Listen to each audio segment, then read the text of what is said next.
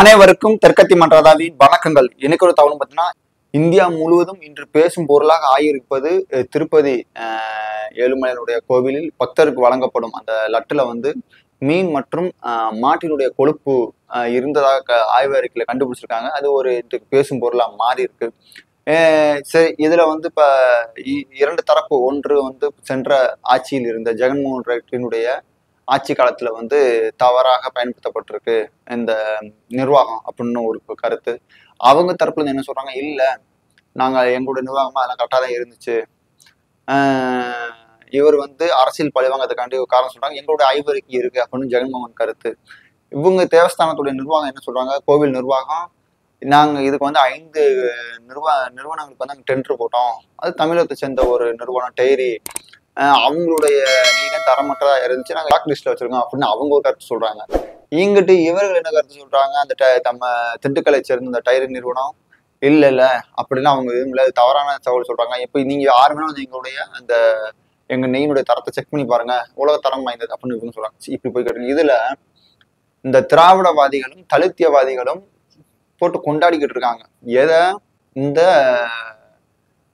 இது கலக்கப்பட்டது மீன் மீன் கொழுப்பு மற்றும் மாட்டினுடைய கொழுப்பு கலக்கப்பட்டதா வந்திருக்குல்ல, அதை வந்து கொண்டாடுறது யாருன்னு பாத்தீங்கன்னா இந்த திராவிடவாதிகளும் தலித்தியவாதிகளும் அவர்கள் கொண்டாடுறாங்க. நம்மளுக்கு ஒரு வரலாற்று நிகழ்வு ஒன்று சொல்லணும். நம்ம சுதந்திர காலத்துல நமது இந்திய சிப்பாய்கள் வந்து ஆங்கில படையிட்ட வேலை பார்த்தாங்க, எல்லாம் தெரியும். அங்க அப்படி வேலை ஆக்கும் போது பன்றி கொழுப்பு மற்றும் மாட்டினுடைய கொழுப்பு அந்த தோட்டக்கலை தடவப்பட்டதனுடைய சொல்லி கட்டாயப்படுத்தப்பட்டதன் விளைவாகத்தான் சிப்பாய் கழகம். ஏன் சொல்றேன்னா, ஒருத்தருடைய நம்பிக்கையை நீங்கள் கேலிக்கும் கிண்டலுக்கும் பகடிக்கும் பயன்படுத்தும் போது அது அதனுடைய விளைவு மிக வீரியமாக இருக்கும் அப்படின்ற அந்த வரலாற்று நிகழ்வு சொல்றேன்.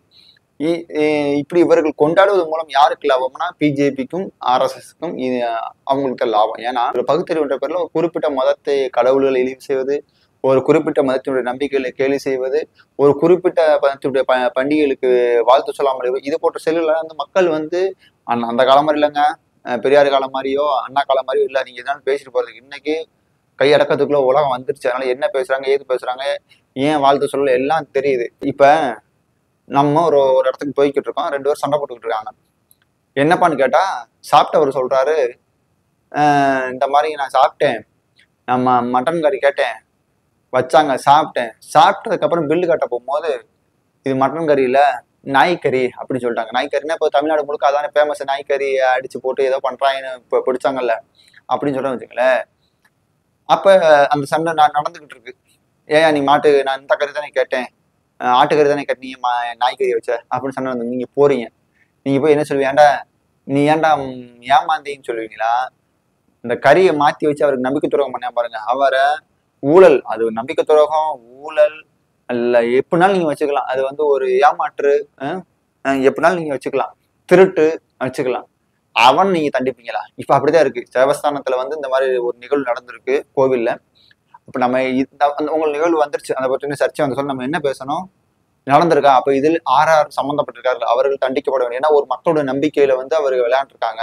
அதுல நிறுவனம் யார் தயாரிச்சது, அவங்கள வந்து சட்ட ரீதியா ஒரு அவங்கள தண்டிங்க அப்படின்னு பேசுவதுதானே ஒரு தர்மமா இருக்கும், ஒரு பொதுவான சிந்தனையா இருக்கும். ஆனா அதை விட்டு நீ வந்து மாட்டுக்கறி சாப்பிட்டாங்களா, மாட்டுக்கறி கலந்தாங்களா, மாட்டு கொழுப்பு கலந்தாங்களா, நல்லா சாப்பிட்டியா, டேஸ்டா இருந்துச்சு அப்படின்னு கிண்டலும் கேலியும் பகடியும் பண்ணுவது ஏற்புடையதா?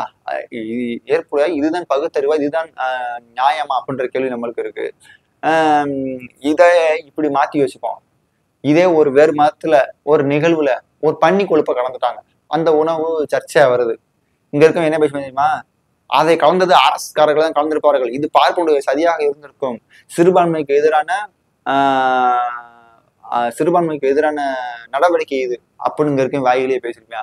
இவங்க இப்படித்தான் இங்க பெங்களூர்ல பரதா உடை அது போறது விஷயம் விவகாரமா ஒரு பூகமா வந்த சொல்ல ஒரு கருத்து ஓடுது. இவன் அதுக்கு சப்போர்ட் பண்றாங்க. ஓகே, உடை என்பது அவர்களுடைய சுதந்திரம், அதில் மற்றொரு தலையிட முடியாது அப்படின்னு. அது பள்ளிக்கூடத்துல அவங்க என்ன உடை போட்டு வர சொல்லுவாங்களோ அதான் போட்டு வர முடியும், அது வேற விஷயம். ஆனா தமிழ்நாட்டுல பள்ளிக்கூடங்களில் சாமி கயிறு கட்டிடக்கூடாது, நெத்தில புட்டு வச்சு வரக்கூடாது, மத அடையாளங்கள் இருக்கக்கூடாதுன்னு ஒருத்தர் சந்திரன் பேசுறாரு. எவருமே பேச நவதுவாரங்களை அடக்கிட்டு இருக்கு. அப்ப நீ யாருக்கான ஆளு? புரியுதுங்களா? ஆனா இது ஆக்சுவலா வந்து நீங்க யாரை எதிர்க்கணும்னு நினைச்சு செய்யறீங்களோ அவங்கள்ட்ட போய் சாதகமா முடியுது. கடவுள் நம்பிக்கை, கடவுள் அனைத்து மதங்களும் எதை போதிக்கின்றன? அன்பையும் சமத்துவத்தையும் தான் போதிக்கின்றன. ஆனா அதை பின்பற்றக்கூடிய நாம் தான் வந்து கருத்து முரண்களாலும் புரிதல் அற்ற தன்மையாலும் நம்ம வந்து ஒரு மேலையும் கீழையும் பார்த்துக்கிட்டு இருக்கோம். இங்க அனைவரும் சமம். நம்ம எல்லாரும், அதாவது கடவுள் நம்பிக்கை இருக்கு நம்ம எல்லாம் ஒன்னா நினைச்சுங்களேன். இவங்க எல்லாம் அதுதான் இப்ப நம்மளுடைய பலவீனம் எதுன்னா, கடவுள் நம்பிக்கை இருக்கக்கூடிய நாம் பிரிந்து இருப்பதும், கடவுள் நம்பிக்கையுடைய அவர்கள் 10 பேர் இருந்தாலும் அவர்கள் குரல் ஒரே மாதிரி இருக்கு. நீ 1000 பேர் இருக்கோம், ஆனா குரல் தனித்தனியா இருக்கு, அதனால கேட்கல. சரிங்களா? அதை நம்ம இந்த மதத்தை பற்றி பேசும்போது நீங்களும் குரல் கொடுங்க, இது தவறு, உங்களுடைய கருத்தை சொல்லுங்க. அதே மாதிரி இஸ்லாமிக்கு எதிராக ஒருத்தர் பேசுறான்னா அங்க போய் இந்துக்கள் அவங்களுக்கு ஆதரவா பேசணும்.